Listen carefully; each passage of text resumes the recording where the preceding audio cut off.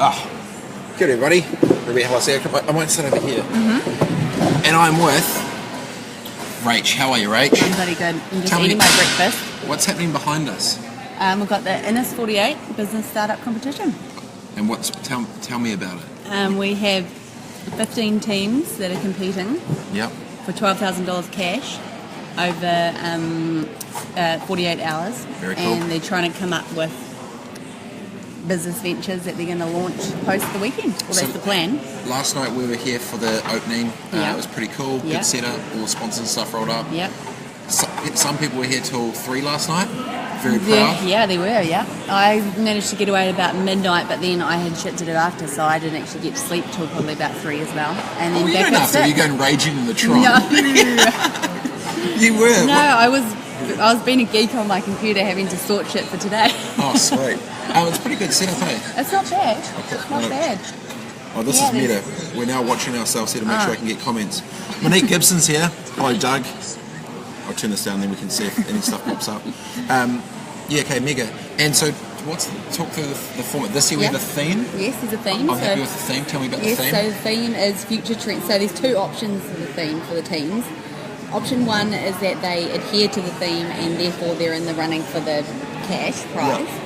If they have a preconceived idea or a business and they want to use this platform as an opportunity to get access to all the mentors, to all the business leaders and high profile people experienced over the weekend, then they can do that too, but they don't, they're not in the running to win the cash. So the theme is future trends.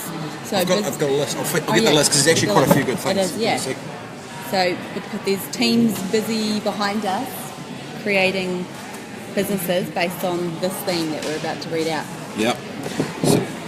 So I know... You've given me all these things I've been having to do. I'm not used to reading. He's got paperwork. He's Holy losing shit, it. paper's He had to read on stage from And if anyone who knows me knows how stressful it is. Good. Okay, here we go. So future trends. So basically the teams behind us have 48 hours to come up with. They can build anything. The question is, what is the future we want to build together? And you can get up to 13 different things. Artificial intelligence, voice recognition, VR and AR, robots, personalised healthcare, autonomous vehicles, interesting. Synthetic meat. No, synthetic food, really. Oh, synthetic food. Yeah. It says synthetic meat, eggs and dairy. That was before I updated it. Can you do synthetic eggs? Yes, you can. Actually? Yes, it's didn't know that. Cross-border startups, travel tech, IoT, millennials, future of learning, and messaging. There's a few more as well that aren't on that list, but which I can't remember off the top of my head. But they're really working hard to build business models underneath that thing. So, Stephen Osborne, morning both. What's up, Stephen? Giddy up. Do you need to do it? It feels like you need to do a sponsor plug. Rachel asked specifically around if she can do a quick little sponsor plug. This is the Raglan coconut yogurt granola jars. Yes. They are epic, and you should really get amongst this. All the teams, all the mentors, everyone's eating this over the weekend. It's a company based out in Raglan. I bet you know the owners. I do know the owners, yes. Classic plug. And they're delicious. But it was just that I was eating my breakfast, and then Robett was like, "Oh, you want to come do a quick live?" And I was like, "Okay, but I'm eating." I'm really happy because it's literally just us two sitting here, but we got it. But there's lots of other great sponsors as well, I should say. There's obviously... Okay, here we go. Okay. Here's the plug. Okay. So we've got Wintech, who's our platinum sponsor. That is the Education Institute here, which is actually the campus that we're on here. In the Tron. In the Tron in Hamilton. We have Gallagher. So Gallagher is a big supporter. We have a whole bunch of amazing cash sponsors as well from the likes of Waikato Tainui. Okay, let's see if you can get them. We've got Field Days. Yes. Field Days Innovations. We've got the University of Waikato. Yes. We have ASB. Yep. We have testing me. We have Learning Works. Yes. We have 3 more. Net Value, Norris Ward, McKinnon, and Datacom. Yeah. So big ups to those legends, as well as a whole bunch of other sponsors. Should we bring John in? Yeah, John. Hey, John. Come to Facebook Live. Jump on in. Got a mentor. Oh, you get to sit there. All right, we're graced with the presence of the ASB maestro himself. Mentor John Wilkinson. I even got a t-shirt to prove it. Yeah. Mentor. So John, tell us about your experience in this 48. First, what was this? How many hours are we into it now? 19. Yeah, we've got 1 day, 7 hours, 52 minutes and 26 seconds left. So far it's been going around just listening, really. What's your role been so far?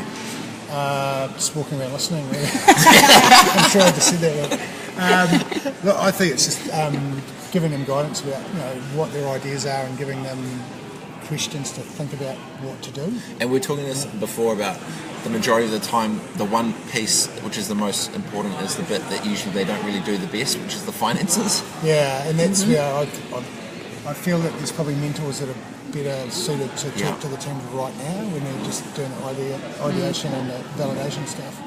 This afternoon when we get into the finances, that's when I'll come into my own and start talking spreadsheets and stuff. Basically, I know you really love spreadsheets. Spreadsheets. So John's going to come throw the hand of the Savo. But it is, as much as coming up with a cool idea and then talking about how they're going to do it and what their business model is going to look like, the numbers are really important, especially in an environment like this where the judges don't actually get to hear them talk about their idea. How they present it on paper is really important. So getting them to understand that's really important. Do you think, is there any stuff that's been, say with the theme that's been placed, do you think that's been a challenge for them compared to last year's? I think trying to monetize some of the things that they're doing is a key thing. There's a lot of people talking about apps and online options and what are they going to do and how do they do something and how do they monetize it? It's subscription based? Do they want to do something that's free and then they can get advertisers, or do they want to put a nice tidy package together and try and sell it to corporates or to government or whatever, if it's education based or health based? Some of that can be a longer road to get to market. Is it better something to do that's something that has some organic thing, trying to do something where you get a few people using it and get early adopters and then it becomes a thing? So it's trying to think about how they'd actually get it to market. But that's what this is all about. And they don't necessarily have to have a nice little box that they can say, here's this business that's going to be successful. They've got to make a lot of assumptions, but be able to make assumptions that they can talk about with the judges, so that then they'd say, we think based on what we understand, this could work, and this is the avenue we think we could go down. And it's being believable. It's a bit like what Kelvin was talking about, making it believable and of how it's going to work. It's pretty important. So did you pick the theme? Who picked the theme? It was sort of a group, we have a group of people that work behind the scenes, so we all... It's quite an interesting one, eh? It was good, and with the 13 different silos on it, they can kind of go whatever layer they want to. There's a bit of crossover that they can do. The messaging and the millennials thing was an interesting one. And the health one is interesting because there's a lot of that about nutrition and about these days, and a lot of that, and that can be quite broad, but it also can be very focused on particular areas, whether it's infant health or age health or whatever. We've got question. We're getting interaction. Look at this. Kamindu says, morning, what's up? Rhonda Smithy, love you, Rhonda. Stephen Osborne, how does an idea break through the noise? Is it the business model that makes a difference to an idea succeeding? Mr. Bankman, ASB, John Wilkinson. I think it's got to be the idea itself to start with. It's got to be, because it's got to be something that is actually going to solve a problem. So the validation part is the critical part. Because if you get the validation, then the business model follows from there, of how you're actually going to put it into play and make it work. So you've got the idea is the key part, and the time spent doing the validation. Because if you don't do that, you can go a long way down the track with a lot of other stuff, and then you're just going to kill that whole fast fail thing that Rob was talking about this morning in the workshop. That's if you can get fast fail, that's great. From a bank's perspective, if the idea is solid and they can market validate, are you guys with a non-emotive, straight commercial approach to it, will give a startup or a business a lot more leeway if you can, even though it's kind of crazy, but it's valid. If there's backing to start with, will you give them a lot more sort of room to play? Yeah, someone who's done the preparation and the groundwork to actually say this is our market, this is what we've validated, and this is what we need to get it to market.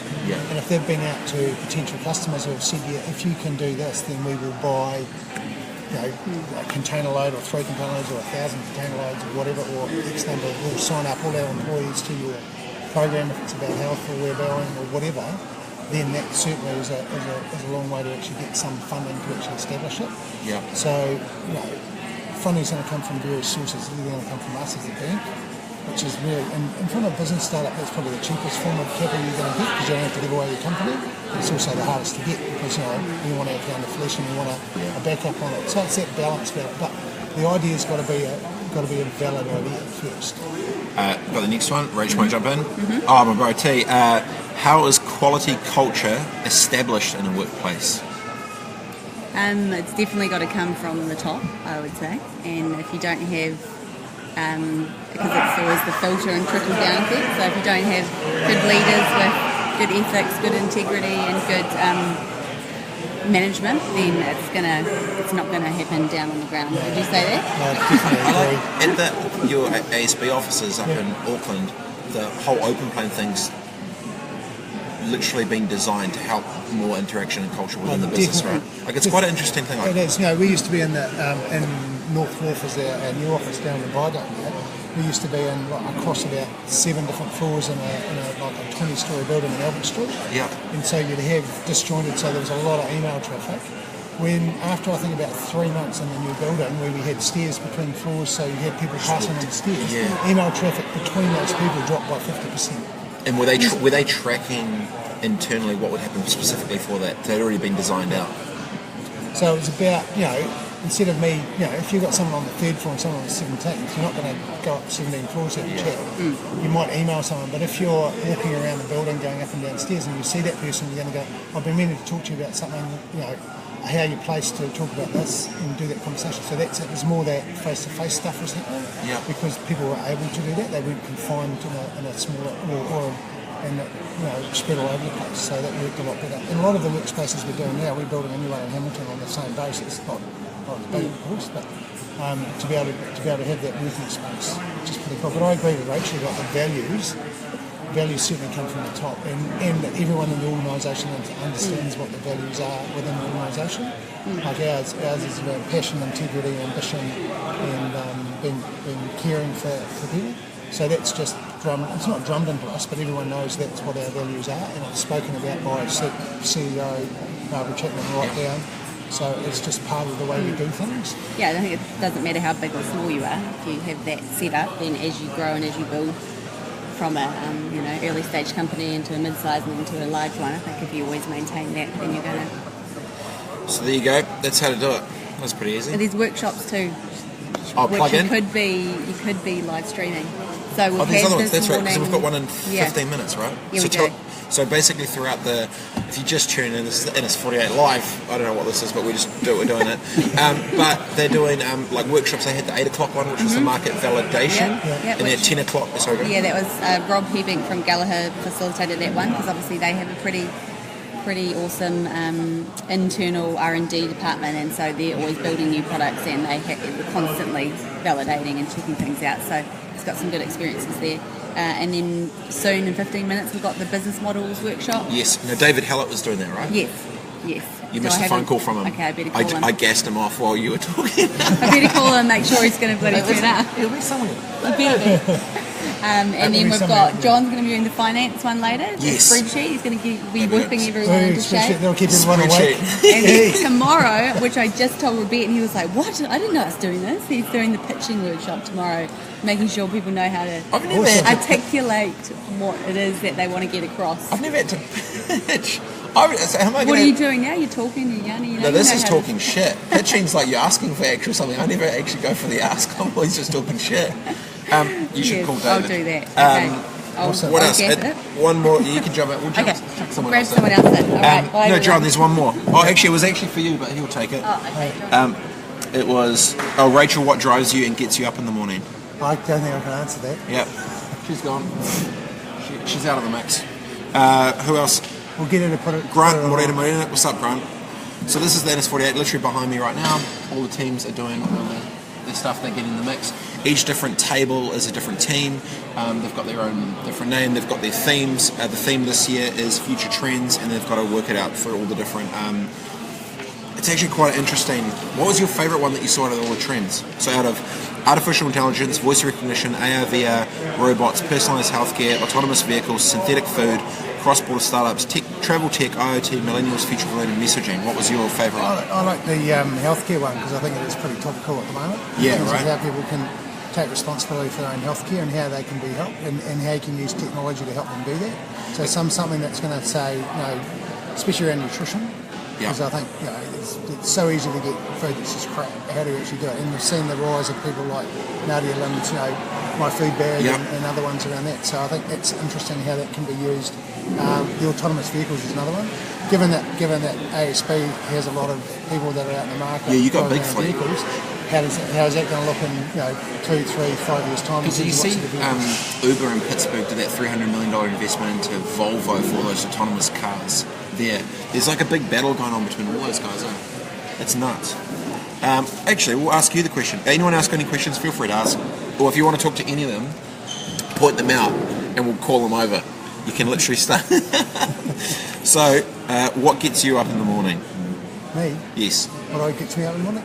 The fact that I've got a job that I really enjoy, and I feel that I can go there and not only make a difference with the team I'm working with. I've got a team of 5. I can also make a difference with the clients that I'm dealing with. Yeah. And that's not only the bigger clients I've got who've got like $10, $15 million, $20 million turnovers. It's the startups and the other guys that I can deal with who are may not necessarily be in my straight portfolio, but also the ones that are. We've got a guest. New. Yes, don't run away. You're in. Jump in. You're on. Hey, Train Hollis is here. Hey, my sister. Yeah, 100% agree. Yeah. Shift in close, you've got your own microphone. I suppose, Rob, to finish it's doing something that you really like, that you're passionate about. Well, you love spreadsheets. I love spreadsheets. That's why we're great mates. It's you can do anything with a spreadsheet, right? Seriously. Actually, quickly tell the story about your travel, and you've got like the articulation. Oh yeah, we did a big trip last year with 2 other couples.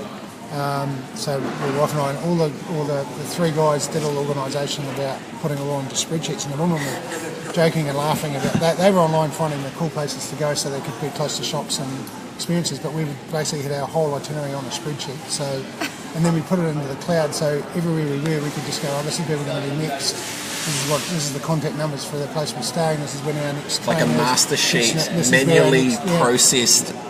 I bet you had like booking reference, time. I bet you had. What if you wanted to do something different, like that wasn't on the spreadsheet? What would happen? Oh no, well that was. They can't stray. That was all about, we had these days that were like moving days, because these are the days where we moved from Florence to Venice.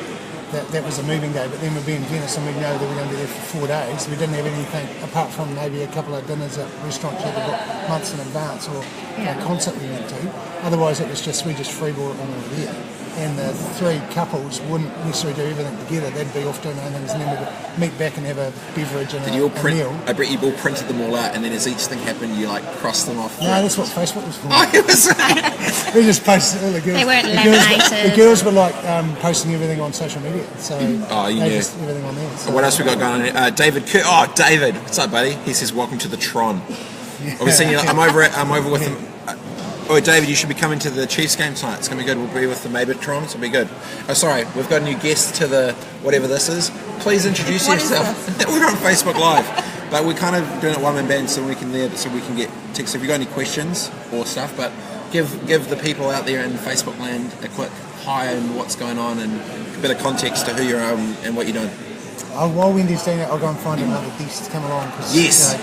Spreadsheets can be boring. Spreadsheets, so. yeah. Can they? Are they? No, they Chris. Yeah, that's the new challenge. Find someone epic. No, he's epic. He's won a silver medal. So we Zach in the corner. We're Plately.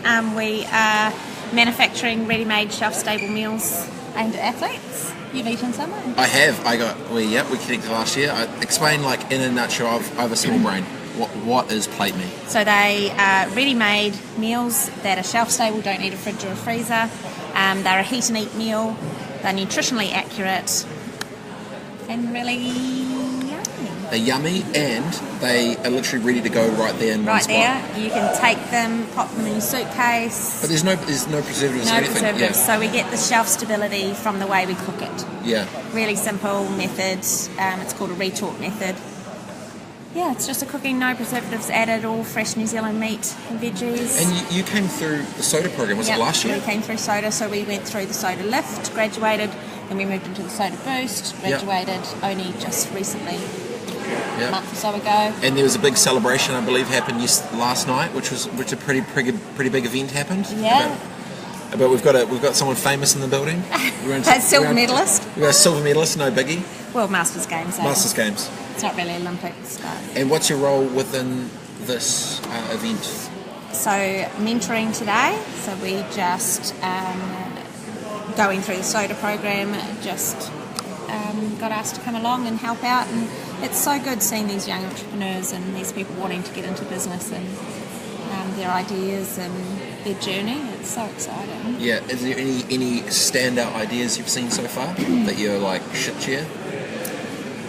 I mean, they're all great. She means some real shit and she wants to feel that. But you're as a mentor, you got to throw the hammer down. You'll be like, this sucks. That's awesome.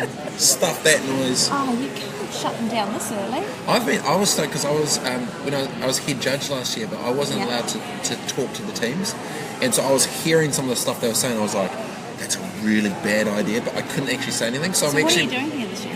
Well, exactly. I'm like hanging out. Well, I'm not judging. No, I don't know what my official capacity is. So I think I'm just like hanging here, and I'm here to support. I'm in support capacity. Plus, I kind of like being surrounded by chaos, and I feel calm when there's chaos. Oh, have we got another guest? Another customer. Yes. Jump on in. How are you doing? I like the carnage of momentum. Like I get bored if it's silent. So I love when there's like pressure and hustle and deadlines and like chaos is my Maybe you calm. should have entered then. But I also love just being around the entrepreneurial But I don't love it that energy. I know, I do. Have you done this competition? I've never done any of this. I'm doing a workshop tomorrow, and I've never done a pitch before in my life, and I'm going to teach them pitching. Well, you kind of have. Son of a pitch. My life is a pitch with no sell. Yeah. Anyway, welcome to the team. James, Give everyone the scope of who you are and what you're doing Cool. and what's up. We're live streaming. Love Yeah, it. Cool. yeah, but we double it here, so if anyone's got questions, they can great. ask. But Excellent. go Cool. for it. No one asked me a question. Not yet. Okay, if anyone's got a question, you can ask. Feel free. Plate me. What's the website? plateme.co.nz. Bang, got it. Happy with that. And Instagram and Facebook, of course. Excellent. All the channels. Like Yeah. it. Okay, go for it, Cool. James. Okay, you got time. Get at it. That's it. Like it. Oh, well, my name's James Hutchinson. So I run an organisation called KiwiNet, and basically we are all about driving prosperity from science to innovation, Love it. which is quite a bold vision. Tell me more. So basically what that means is we invest in early stage research discoveries coming out of our universities and Crown Research Institutes in New Zealand. That's cool. And we wrap a whole lot of support around them to get them to a point where they're out into the market. So it's all about taking all of that cool, crazy ideas that are coming out of our science base in New Zealand and getting them to a point where they can create new companies, jobs, new sectors that are going to help to diversify our economy and create the New Zealand of the future. Are you plugged in? So you plugged directly into all the unis and gauging around? Like, talking to me, how do you kind of like, how do you find the winners? Yeah, so we are basically a consortium of 16 research organisations. So we've got most of the universities and all of the Crown Research organisations, and we work with all of their tech transfer officers. So they're our shareholders. Yep. And then what we do is we run an investment committee of that group, as well as independent investors, and they come together once a month and they review projects that are coming out of the organisations that are wanting to kind of get our commercialisation funding. So we invest a fund. And the investment committee reviews those projects and then invests our fund into those projects to get them to that investor ready point. What's the sort of scale of investment? Is this like super early right off the bat? Like what's the Super range that early. you sort So of you play can with? imagine a scientist that's maybe had a research grant to carry out their research, and they've made this cool discovery, and then we're like, hang on, this could have a little bit of commercial potential. This could form a new product, or it could be the foundation of a new company, but we're not really sure. So we take it from that stage. So we'll enable them to do a little bit of like maybe technical development to make a prototype, give them some money to help secure the intellectual property, and also give them support so that they can develop the commercial plan. So whether it be bringing in a commercial mentor or bringing in resources to help build that business model, to get it to a point where a company might go, oh, this is cool, we're ready to license this technology and take it further, or maybe an investor comes in and goes, right, this looks great, we're ready to form a startup company around it and take it on the rest of the journey. With mostly for science managed driven around innovation, do you have big plugins obviously around the IP side for laws? Obviously got to be a huge one in the science space, right? Like, do you have sort of preferred people you work with? Like, is that obviously part of the template thing when they come into this sort of the program, or is that kind of like a key driver for you guys to try to lock up the IP? Yeah, so that's always going to be a key part. So because we're working with kind of what we call like kind of deep technology, it's all quite IP rich. There's going to be a lot of explain for what is deep technology. So we call deep technology is anything for us. This is just a like submarine technology. Yeah, like it could be submarine. We haven't got any submarines yet, but we Sub-tech. should work on it. So when I say deep tech, it's kind of anything that has like an R&D, a research and development component to it.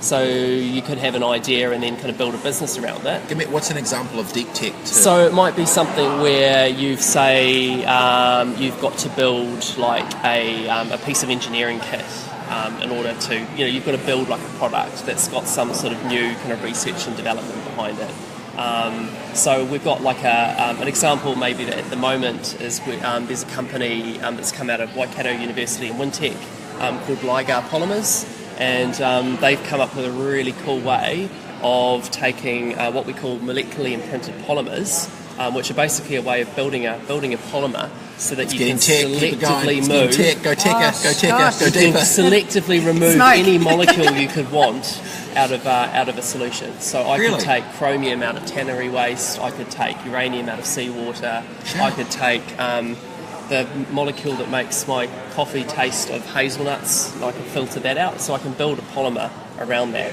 But in order to do it and to make it into an industrial scale, there's a whole lot of like research and development that's needed to get it to that point.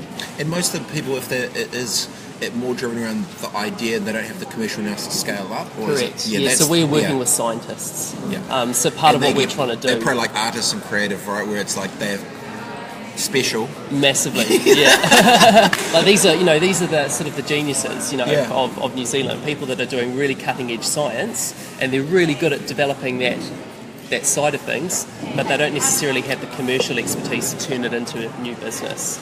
And so that's where KiwiNet comes in, is we help to wrap the expertise and the teams around them to So how do you maximise work their with chance of Soda success. then? So Soda as a local, we're based in Waikato, which is great, and Soda being a local kind of incubator, we work really closely with these guys to help. You guys keep going. I've got to go support. tell these guys to do some stuff. You guys keep Sweet going. as. So Soda's a really important partner for us because they're helping to kind of wrap the support around the entrepreneurs so that they can we can maximise their chance of success. So sort of through mentoring and things like Innis 48, it's really great to see some scientists in the room today, learning through the process and helping to kind of upskill and taking their ideas out into the market. And so Soda is a really important All right, you part of that. So. We've got the next workshop about to start next door. It's the business models workshop range. Is it? Business models workshop, and make sure you bring a market pen with you. And David Hallett is going to be running that. It's very, very smart. So how many people have you got online? I don't know. Do you have any how it works. questions? I don't know. Get into it. Cool. Sorry, we're just reading through the...